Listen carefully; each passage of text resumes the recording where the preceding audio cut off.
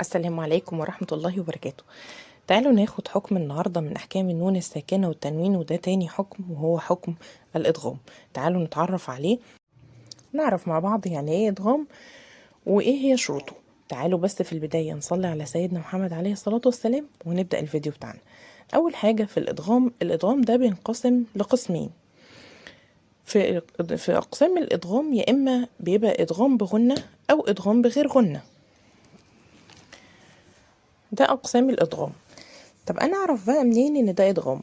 احنا لما اتكلمنا في الحلقة اللي فاتت عن الاظهار ان كان في 6 احرف دول للاظهار وعرفناهم مع بعض، ممكن ترجعوا لهم في الحلقة اللي فاتت. اما بقى الادغام فباقي الحروف اللغة العربية في 6 احرف تانيين هنخرجهم من حروف اللغة العربية وهيبقوا دول حروف الادغام. ايه هي بقى الحروف دي؟ جمعوهم العلماء في كلمة اسمها يرملون او يرملون. الكلمة دي يعني الياء والراء والميم واللام والواو والنون، دول حروف الإدغام. يبقى ال6 حروف دول هم دول حروف الإدغام. طيب حروف الإدغام دي ال6 انقسموا برضو القسمين. هناخد من يرملون دي 4 حروف في جمعوهم برضو في كلمة ينمو.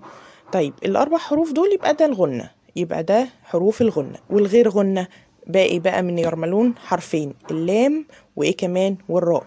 برافو عليكم. يبقى كده الغنة في كلمة ينمو واللام والراء يبقى ادغام بغير غنة.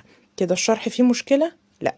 تعالوا بقى نفهم برضو يعني ايه ادغام اكتر، نوضح الموضوع اكتر. قالك ان الادغام ده معناه ان انا بدخل شيء في شيء او حرف في حرف. لما بدخل الحرف في حرف ده عشان الحرف ده بيبقى اول حرف ساكن والحرف التاني متحرك، فلما بدخلهم جوه بعض الحرفين دول بيصيروا حرف واحد بس، والحرف ده بيبقى مشدد.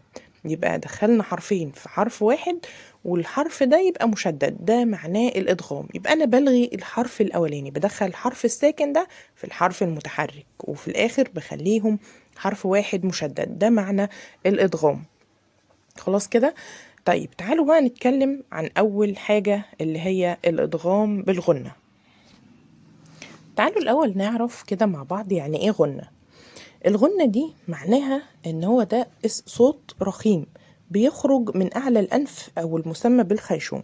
يبقى بيخرج الصوت ده من الخيشوم، فكده معناها غنة. ومقداره حركتين. مقدار الغنة دي مقدارها حركتين. هنشوف دلوقتي امثلة مع بعض على كل حرف. في اول حرف عندي الياء والواو والنون والميم، دي حروف الغنة. خلاص. كلمة ينمو، أول حرف الياء في كلمة أو في مثال فمن يستمع. فمن يستمع. فمن يستمع. بصوا النون مش موجودة بس في غنة، فمن يستمع اديتها غنة. طيب كلمة ايه كمان؟ أمن يجيب. أمن يجيب. يبقى أنا اديت النون حركتين غنة بس النون مش موجودة، دخلتها في الياء. أمن يجيب. خلاص. تعالوا للواو. الواو هنا من ولي. بصوا من ولي اديت غنة. الواو طبعا ملهاش غنة ولا الياء ليها غنة، فأنا الغنة دي بتاعت النون، بقول من ولي. أو كلمة ايه كمان؟ من واق. ما قلتش من واق ولا من ولي، لا، دي بقى بندخلها في بعض. اقول ايه؟ من ولي. من واق. بس اديتها غن حركتين. والياء والواو هنا دي اسمه ادغام ناقص.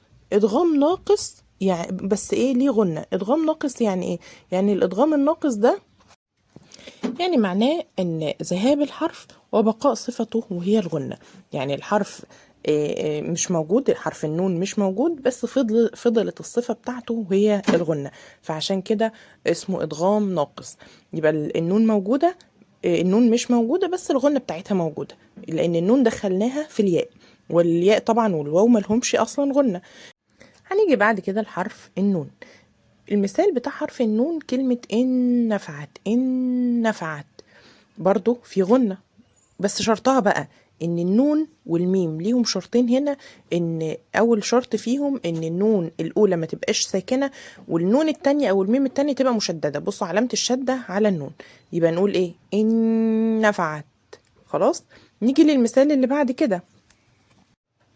لن ندخلها. لن ندخلها. بصوا لن ندخلها كلمة ايه؟ النون، الحرف النون جه بعد النون. النون التاني لازم يبقى مشدد، والنون الاولاني معلهوش علامة سكون طبعا. تعالوا للميم. ميم محيص. ميم محيص. طب هي الغنة دي بتاعت النون الاولانية؟ لا، الغنة بتاعت الميم. ماشي. تعالوا كده كلمة ايه كمان؟ كلمة ميم مال. ميم مال. ميم مال. طيب يبقى النون والميم دي ده اسمه ادغام كامل.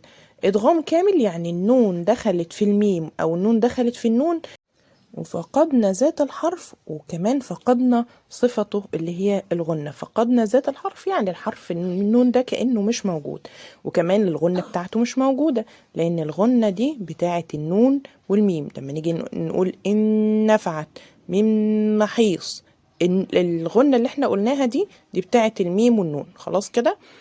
يبقى اللي عندي كده حرف عندي الادغام، حروف الادغام الناقص الواو ايه والياء، وحروف الادغام الكامل النون والميم. خلاص كده. يبقى النون والميم ادغام كامل، والياء والواو ادغام ناقص. كده في مشكلة؟ لا. طب ما تيجي ناخد امثلة بقى على الادغام بالتنوين. ادغام التنوين برضو في الاربع حروف.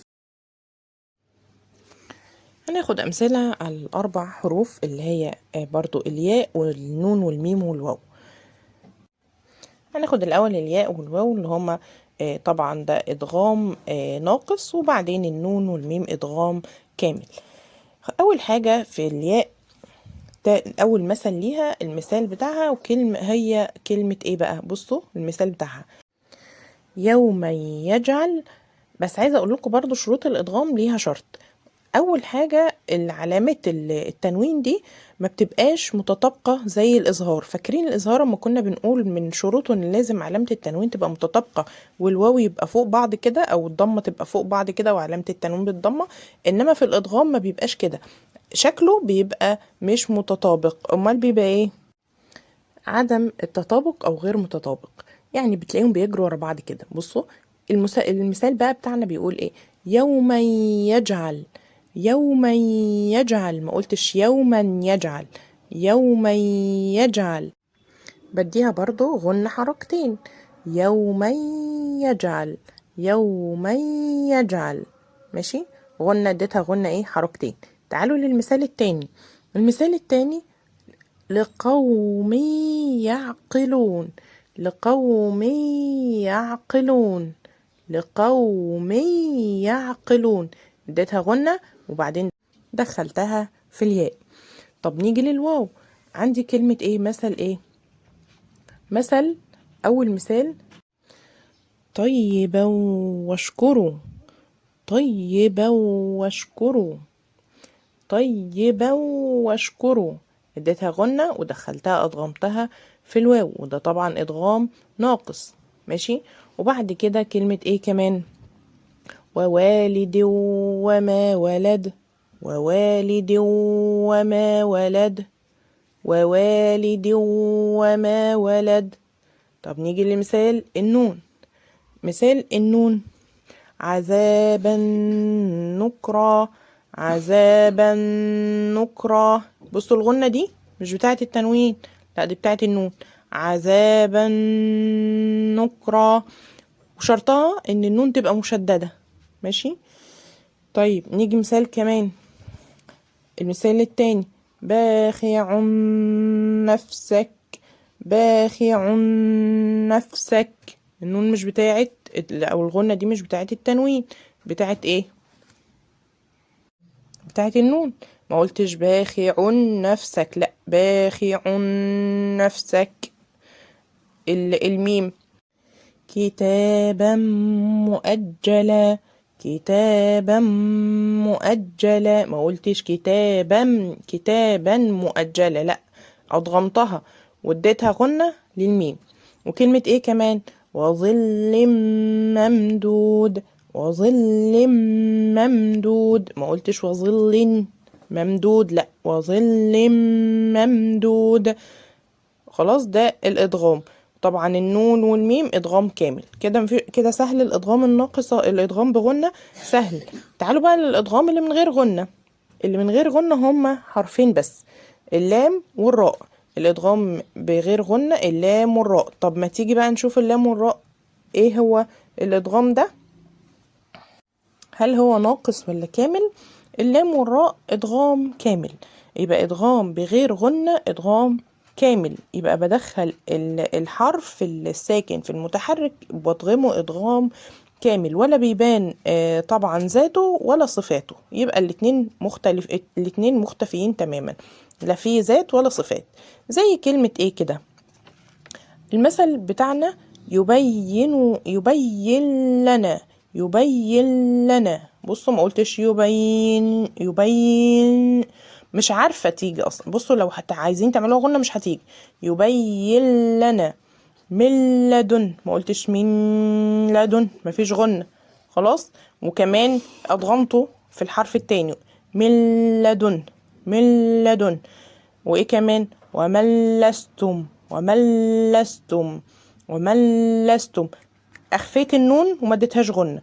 وشرطه كمان ان يبقى اللام مشددة، لان الادغام الكامل شرطه ان الحرف اللي بعديه يجي مشدد، سواء لام سواء راء. زي مثل هنا للراء بنقول من رسله، من رسله، ماشي.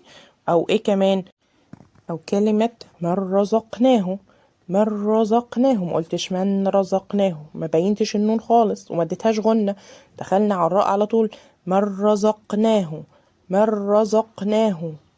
خلاص، دي امثلة الادغام بغير غنة طبعا في اللام والراء، بس مع النون الساكنة. طب ما تيجي للامثلة للتنوين برضو على الراء اللام والراء. اول مثال في اللام، خيرا لهم، خيرا لهم، خيرا لهم. طبعا اللام مشددة، شرط زي ما قلت لكم ان اللام لازم تبقى مشددة. وكمان ايه كلمة ايه، همزة اللمزة، همزة ما قلتش همزة، همزة ما اديتش تنوين، همزة اللمزة، لغيت التنوين خالص، اخفيت التنوين خالص، يبقى التنوين مش موجود، يبقى ولا اديته غنة، قلت همزة لمزة. خلاص. طيب نيجي بعد كده مثال كمان، عندي مثال كمان ايه، فسلام لك، فسلام لك، فسلام لك. دخلنا على طول على اللام، ما اديناش تنوين، فسلام لك. خلاص. طب ما تيجي للراء بقى، ناخد كلمة الراء، توابا رحيما، توابا رحيما. الراء برضو مشددة. وكلمة ايه كمان، عيشة راضية، عيشة راضية، ماشي. مفيش غنة بقى كده، ادغام بغير غنة، مفيش غنة وكمان ادغام كامل، عيشة راضية، ماشي. طيب كلمة كده الأمثلة بتاعة الراء، دخلنا على طول على الراء. وكمان في مثال كمان، كلمة ايه، زبد الرابية، زبد الرابية، زبد الرابية. برضو الراء لازم تبقى مشددة. خلاص كده أمثلة اهيت قدامنا. لما نخرج بقى من المصحف هتلاقوا أمثلة كتير جدا، طبقوا بقى اللي احنا بنقوله ده على كل الأمثلة اللي موجودة في المصحف. طيب هل القاعدة دي أو قاعدة الإدغام دي ليها شواذ أو ليها استثناء؟ ليها استثناء. هناخد بالنا بس إن احنا هنا في ده الإدغام ده بيبقى في كلمتين، شرطه إن هو لازم يبقى في كلمتين. طيب هل بقى في إدغام ممكن يجي في كلمة واحدة، أو مثلا حروف الإدغام دي ممكن تيجي في كلمة واحدة وقبلها حرف نون ساكنة؟ العلماء بقى جمعوهم أو قالوا إن كل القاعدة شواذ، بس هم 4 كلمات في المصحف بس، يبقى حروف الإدغام دي في كلمة واحدة بقى، حصلت في المصحف في 4 كلمات فقط، 4 مواضع بس. طيب النون الساكنة ويجي بعدها حرف من الحروف ال6 بتوع الإدغام، يبقى ده وفي كلمة واحدة، ده يبقى كده ايه هم بقى ال4 كلمات دول، وده هيبقى حكمه ايه؟ زي كلمة صنوان، قنوان، دي الحروف اللي دي او ال4 كلمات اللي فيهم حروف الادغام والنون بعديها ساكنة، صنوان، قنوان، الدنيا، وايه كمان، واخر حاجة كلمة بنيان، بنيان. يبقى صنوان، قنوان، الدنيا، بنيان. يبقى دول الأربع مواضع بس اللي جت فيهم حروف الإدغام في كلمة واحدة وبعديها نون ساكنة. ناخد بالنا النون هنا جت ساكنة وجت عليها رأس الحاء. احنا الأول في الإدغام ما كانش فيه رأس حاء خالص، هنا بقى فيها رأس حاء وجت بعديها حرف من حروف إدغام. ده بقى سموه اسمه إظهار مطلق. اسمه ايه؟ إظهار مطلق. هبين النون وتاخد وضعها عادي جدا. أقول ايه؟ صنوان، قنوان، دنيا، بنيان. يبقى ده اسمه ايه؟ إظهار مطلق. هي دي بس القاعدة الوحيدة الشاذة في الإدغام.